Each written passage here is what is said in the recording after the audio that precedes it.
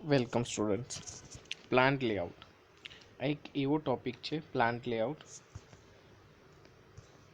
કે જે તમારે સેલ્ફ એમ્પ્લોયમેન્ટ એન્ડ એન્ટરપ્રિન્યોરશિપ ડેવલપમેન્ટમાં પણ આવે છે આ ટોપિક, અને ઇન્ડસ્ટ્રીયલ એન્જિનિયરિંગ એમાં પણ આ ટોપિક આવે છે. તો આપણે જોઈએ પ્લાન્ટ લેઆઉટ.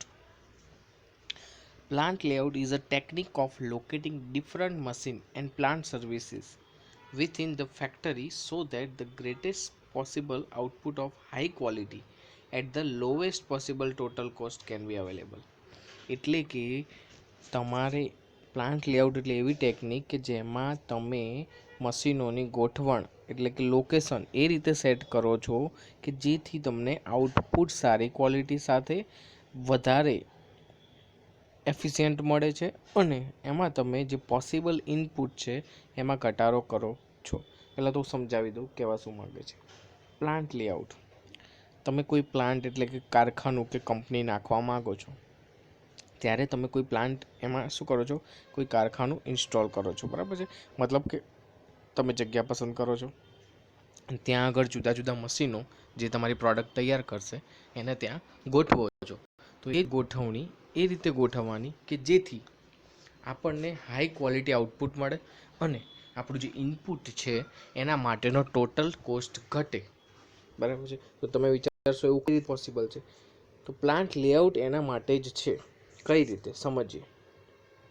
તો હવે કોઈ પણ કારખાનું હોય એના વિસ્તારમાં આપણે જો યંત્રોની ગોઠવણ પ્રોપર કરવામાં આવે તો એને શું કહેવામાં આવે છે? યંત્રોની ગોઠવણ એટલે કે પ્લાન્ટ લેઆઉટ કહેવામાં આવે છે. એફજી મુરે એના દ્વારા જણાવવામાં આવ્યું કે યંત્રોની ઉત્તમ ગોઠવણી હોય તો પ્રક્રિયા માટે માલ સામગ્રીનો પ્રવાહ સીધો અને ઝડપી થાય છે. પ્લસ જે આપણે હેન્ડલિંગ કરીએ છીએ, મટીરિયલ હેન્ડલિંગ, કારકુન છે, ખર્ચ છે, એકમ દીઠ જોવા જઈએ એ બધામાં સારી એવી ન્યૂનતમતા જોવા મળે છે ખર્ચમાં, અને એના લીધે આપણે જે કોઈ પણ પ્રોડક્ટ છે એની પ્રાઇઝમાં ઘટાડો કરી શકીએ છીએ. એટલે કે તમે જે પ્રોડક્ટ બનાવો છો એની કેપિટલ કોસ્ટ તમે ઘટાડી દો અથવા ખર્ચો ઘટાડી દો તો ઓટોમેટિક પ્રોડક્ટની પ્રાઇઝમાં શું થવાનું છે? ઘટાડો થવાનો છે. બસ પ્લાન્ટ લેઆઉટનું એ જ મહત્ત્વ છે. સાથે સાથે જુદી જુદી જે ન્યૂનતમ જરૂરિયાતો છે, જેમ કે કોઈ યંત્ર છે એની ગોઠવણ તમે એવી કરો છો કે એક યંત્ર છે એ બહુ યુઝ થતું નથી, તો નિષ્ક્રિય યંત્ર અને નિષ્ક્રિય કારીગરો એટલે નિષ્ક્રિય વર્કર જે કામ કરતા હોય નહીં એમને ઓછામાં ઓછો સમય આપવાની ગોઠવણ એને આપણે પ્લાન્ટ લેઆઉટ કહેવાય. ખ્યાલ આવ્યો? એટલે પ્લાન્ટ લેઆઉટ શું છે કે તમે કોઈ પ્લાન્ટ ઇન્સ્ટોલ કરવા માગો છો અથવા સ્થાપિત કરવા માગો છો તો એના માટેની એવી ગોઠવણ જેમાં તમે મશીનોની એવી અરેન્જમેન્ટ કરો છો કે જેથી કોઈ માણસ ફ્રી ના પડે. મતલબ કે કામ ચોરી ના ચલાવી શકાય. પ્લસ જો કોઈ પણ માણસ એ બાબતે કાર્ય કરતો હોય તો કાર્ય એફિશિયન્ટ થાય. મતલબ હવે આપણે જાણીએ છીએ કે કોઈ પણ પ્રોડક્ટ બનાવી હોય તો આપણે એક કરતાં વધારે મશીનોની જરૂર પડવાની છે. તો ધારો કે આ મશીન 1, 2, 3, 4. હવે ચલો આ રીતની ગોઠવણ છે, લેઆઉટ આ રીતનો જ છે. હવે હું કોઈ પ્રોડક્ટ બનાવું છું, એમાં પહેલું ઓપરેશન મશીન 1 ઉપર થાય છે, પછી બીજું ઓપરેશન મશીન 4 ઉપર થાય છે, પછી 2 ઉપર ને પછી 3 ઉપર. તો અહીંયા જો ટ્રાન્સપોર્ટેશન કેટલું બધું થઈ ગયું, ખ્યાલ આવે છે? એની જગ્યાએ જો પહેલાં મેં મશીન 1 ગોઠવી દીધું હોત, પછી 4 ગોઠવ્યું હોત, પછી 2 ગોઠવ્યું હોત, પછી 3 ગોઠવ્યું હોત, તો મારું ટ્રાન્સપોર્ટેશન કેવું થાત? તો આમાં કેટલો ટાઈમ બચે, કેટલો ખર્ચ બચે? તો બસ એ જ વસ્તુ છે પ્લાન્ટ લેઆઉટ. ખ્યાલ આવ્યો? પ્લાન્ટ લેઆઉટ એટલે આપણે જે માલ સામગ્રીનું વહન છે એને હેન્ડલિંગ છે એટલે કે ઉપાડવું મૂકવું છે, બરાબર, કારકોની પ્રોપર વ્યવસ્થા છે, એકમ દીઠ ખર્ચ નીચામાં નીચો રાખી શકીએ છીએ. એટલે કારખાનાના વિસ્તારમાં જે પણ યંત્રો અથવા સેવાઓની ગોઠવણ કરવી હોય એની આપણે નિશ્ચિત રીતે કરવાની છે જેથી જે ધંધામાં છે એટલે બિઝનેસમાં આપણને સફળતા મળે અને વિકાસ થાય. ખ્યાલ આવે છે? તો પ્લાન્ટ લેઆઉટ એટલે એ જ કે ગોઠવણ કોની? Arrangement and location of work centres, જ્યાં કામ કરવાનું છે મશીનો, વેરિયસ સર્વિસ સેન્ટર્સ, જેમ કે આપણને ખ્યાલ છે વચ્ચે ક્વોલિટી ચેક કરવા માટે મેઝરમેન્ટ કરવાની જરૂર પડતી હોય અથવા એસેમ્બલી કરવાની જરૂર પડે, તો એ બધા, અથવા ક્વોલિટી ચેક કરવા માટે તમે ટેસ્ટિંગ કરો, એટલે ટૂંકમાં various centres, work centres, service centres, inspection હોય, સ્ટોરેજ હોય, શિપિંગ હોય, ફેક્ટરી બિલ્ડિંગ હોય, ખ્યાલ આવે છે, એ બધી જ વસ્તુને આપણે શું કહીશું? Plant layout. બરાબર છે, બધા જ વસ્તુની ગોઠવણ એને કહીશું પ્લાન્ટ લેઆઉટ. ખ્યાલ આવ્યો? પ્લાન્ટ લેઆઉટ શું છે? અકોર્ડિંગ ટુ જેમ્સ લુન્ડે, કે layout identically involve the allocation of space and the arrangement of equipment in such a manner that overall operating cost are minimize. એટલે જેમ્સ લુન્ડી એના પ્રમાણે આપણે જોવા જઈએ તો લેઆઉટ એટલે શું છે? એવું લેઆઉટ, પ્લાન્ટ લેઆઉટ એટલે એવું લેઆઉટ કે જેમાં આપણે એ રીતે ગોઠવેલું હોય કે જેથી સ્પેસ એનું અલોકેશન પ્રોપર હોય, plus arrangement of equipment in such a manner that overall operating cost આપણું શું થાય?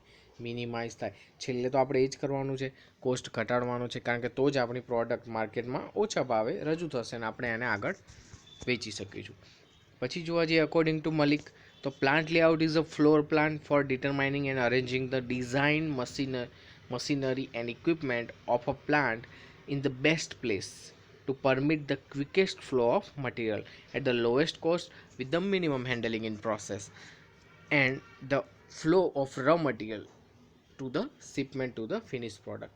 એટલે આ બધી જ વસ્તુ ધ્યાનમાં રાખવાની છે. એટલે આ જો અકોર્ડિંગ ટુ મલિકની વ્યાખ્યામાં જોઈએ આપણે તો plant layout is a floor plan for determining the arranging the design machinery and ઇક્વિપમેન્ટની પ્લાન્ટમાં મશીનરી અને ઇક્વિપમેન્ટની એવી ગોઠવણ કે જેથી બેસ્ટ પ્લેસ એવો ગોતવાનો કે જેથી પરમિટ ક્વિકેસ્ટ ફ્લો ઓફ મટીરિયલ, એટલે કે મટીરિયલ એક જગ્યાએથી બીજી જગ્યાએ જાય છે એ સૌથી ઝડપી હોય, લોએસ્ટ કોસ્ટમાં હોય, અને મિનિમાઇઝ હેન્ડલિંગ, એટલે મટીરિયલને એક ડિસ્ટન્સ વધવાનું છે તો મટીરિયલ હેન્ડલિંગ બી વધવાનું છે એક જગ્યાએ બીજી જગ્યાએ લઈ જવા માટે, તો એ પણ ઘટાડવાનું છે. કેમ? કારણ કે એક માણસ નકર મટીરિયલ હેન્ડલિંગમાં રોકાયેલું રહેશે. રો મટીરિયલથી ફાઇનલ પ્રોડક્ટ બને ત્યાં સુધીની કમ્પ્લીટ સ્મૂથ પ્રોસેસ થઈ જાય તો એને આપણે કહીશું પ્લાન્ટ લેઆઉટ. ખ્યાલ આવ્યો પ્લાન્ટ લેઆઉટ શું છે? હવે જોઈએ આગળ પ્લાન્ટ લેઆઉટની જરૂરિયાત શા માટે છે? ખૂબ જ મહત્વનો topic, need of plant layout અથવા ઓબ્જેક્ટિવ ઓફ પ્લાન્ટ લેઆઉટ. બે રીતે તમે રજૂ કરી શકો, ઓબ્જેક્ટિવ અને નીડ. ઓબ્જેક્ટિવ અને નીડ બેમાંથી ગમે તે પૂછે તો આ લખી શકો તમે. તો નીડ શું છે, એનો ઓબ્જેક્ટિવ શું છે? તો many situations give rise to the problem of plant layout. Two plants having similar operations may not have identical layout. આનો મતલબ શું છે કે પ્લાન્ટ લેઆઉટ ઘણી સિચ્યુએશનમાં અલગ અલગ હોઈ શકે છે. તમે કોઈ જોબ વર્ક કરતા હોય તો દરેક જોબ માટે પ્લાન્ટ લેઆઉટ અલગ અલગ હોઈ શકે છે. એટલે સિચ્યુએશન પ્રમાણે પ્લાન્ટ લેઆઉટમાં ઘણા પ્રોબ્લેમ પણ જોવા મળે છે. જેમ કે two plant having similar operations may not have identical layout. Same layout હોય નહીં એવું પણ હોઈ શકે છે. એવું નહીં કે તમારે કોઈ પણ પ્રોડક્ટ બનાવી હોય તો સેમ પ્લાન્ટ લેઆઉટ રાખશો તો એનાથી ફેર પડી જશે. ના, પ્લાન્ટ લેઆઉટ જે તે પ્રોડક્ટ પ્રમાણે આપણે, એટલે જરૂર નથી કે બે લેઆઉટ છે, બંને પ્રોડક્ટ સેમ બનાવે છે તો બંનેનો પ્લાન્ટ લેઆઉટ સેમ હોય. બરાબર. This may be different because of, શેના લીધે? તો કે due to size of plant, એ અલગ અલગ હોઈ શકે છે. નેચર ઓફ ધ પ્રોસેસ, એ અલગ અલગ હોઈ શકે છે. મેનેજમેન્ટ કેલિબર, એ અલગ અલગ હોઈ શકે છે. ખ્યાલ આવે છે? Necessity of plant may be feel the problem may arise. એટલે જે પ્રોબ્લેમ આવે છે એના આધારે તમારે પ્લાન્ટ લેઆઉટ નક્કી કરવાનું રહેશે. એટલે પ્લાન્ટ લેઆઉટ અલગ અલગ પ્રોબ્લેમના આધારે આપણે અલગ અલગ ડિફાઇન કરી શકીએ છીએ. There are design changes in the product. એનો મતલબ સમજો, પ્લાન્ટ લેઆઉટની શા માટે જરૂર છે? તો પ્રોડક્ટની ડિઝાઇન ચેન્જ થઈ શકે છે. ભાઈ આનો કોઈ ડાયરેક્ટ છે નહીં, પણ તમે વિચારવા જાઓ તો જ્યારે એક કરતાં કોઈ પણ પ્રોડક્ટ બને છે તો આપણને ખ્યાલ હોવો જોઈએ એક કરતાં વધારે મશીનો એમાં યુઝ થાય છે. શું યુઝ થાય છે? એક કરતાં વધારે મશીનો યુઝ થાય છે. તો જો તમે પ્રોપર એક ઓપરેશન થાય પછી જ બીજું કરી શકાય, પછી જ ત્રીજું, એનો પ્રોપર એક સેટિંગ કરેલું હોય એ લોકોએ કે તમે જે પ્રોડક્ટ બનાવો છો એના ઉપરથી આધાર હવે પહેલાં જે ક્યુબ તૈયાર કરો, કાસ્ટિંગ તો પહેલાં કાસ્ટિંગ પ્રોસેસ હોય, પછી મશીનિંગ કરવાનું, પછી ખબર છે આપણને, કારણ કે ફાઇનલ પ્રોડક્ટ તો જ એ રીતે થાય. તો એની ડિઝાઇન ઘણીવાર જ્યારે તમે પ્લાન્ટ લેઆઉટ પ્રમાણે કામ નહીં કરો તો એના ડિઝાઇન પણ ચેન્જ થઈ શકે છે. There is a expansion of the એન્ટરપ્રાઇઝનું એક્સપાન્શન થાય, એ પણ એક નીડ છે. બરાબર, પ્લાન્ટ લેવલના ઘણા નીડ છે. એમાં there is an expansion of the enterprise, there is a proposed variation in the size of the department. હવે સમજો, અલગ અલગ સાઇઝની અલગ અલગ પ્રોડક્ટ બનાવતા હોય તો એના પ્લાન્ટ લેઆઉટ કેવા હોય, તો એ અલગ અલગ હોવા જોઈએ. બરાબર, અથવા એક્સપાન્શન એન્ટરપ્રાઇઝ મતલબ એક કરતાં વધારે પ્રોડક્ટ બનાવી હોય તમારે તો પ્લાન્ટ લેઆઉટની એ રીતે અરેન્જમેન્ટ હોવી જોઈએ. Some new product is to be added to the existing line. Same line છે, એક આખી લાઇન ગોઠવેલી છે, એમાં તમે કોઈ નવી પ્રોડક્ટ એડ કરવા માગો છો તો અલગ રીતે પ્લાન્ટ લેઆઉટ થવું જોઈએ. Some new department is to be added enterprise and there is a relocation of existing department. એટલે એક ઓલરેડી જે ડિપાર્ટમેન્ટ હતો, મતલબ હવે તમે સમજી લો કે મોટી એન્ટરપ્રાઇઝ હોય. હવે હિન્દુસ્તાન યુનિલિવર કંપની છે તો એની પ્રોડક્ટો કેટલી બધી છે, ઢગલો પ્રોડક્ટો છે. તમે સર્ચ કરજો તો બધી પ્રોડક્ટો માટે લેઆઉટ અલગ અલગ જ હોય. એટલે કે જ્યારે તમારે નવા ડિપાર્ટમેન્ટમાં એન્ટરપ્રાઇઝ છે, બરાબર છે, some new department is to be added to the enterprise, તો એની જરૂર પડે છે. અથવા કોઈ રીલોકેશન કરવું હોય, તમે બીજો નવો પ્લાન્ટ ચાલુ કરવા માંગતા હોય અને એની જગ્યાએ તમે જગ્યા બદલો છો, બરાબર છે, કોઈ પ્લાન્ટની એક જગ્યાએથી બીજી જગ્યાએ, તો એ પણ તમારે રીલોકેશન હોય તો એ પણ પ્લાન્ટ લેઆઉટ જરૂરી છે. New plant is to be set up, તો પણ પ્લાન્ટ લેઆઉટની જરૂર પડે. પ્લાન્ટ લેઆઉટ ઇન શોર્ટ, તમારે પ્રોડક્શન મેક્સિમમ કરવું હોય, ખ્યાલ આવે છે, કોસ્ટ ઘટાડવી હોય પ્રોપર અરેન્જમેન્ટથી, જે ઇન્વેન્ટરી કોસ્ટ છે અથવા કેપિટલ કોસ્ટ છે અથવા સેટઅપ કોસ્ટ છે અથવા ઓપરેટિંગ કોસ્ટ છે, એ બધી જ ઘટાડવાની છે. મટીરિયલ હેન્ડલિંગ પણ ઘટાડવાનું છે. એ બધા જ માટે પ્લાન્ટ લેઆઉટ ખૂબ જ જરૂરી છે. હવે જોઈએ factor consider four plant layout માટે તમે કયા કયા ફેક્ટર ધ્યાનમાં લેશો. તો પહેલાં તો ઓર્ગેનાઇઝેશન,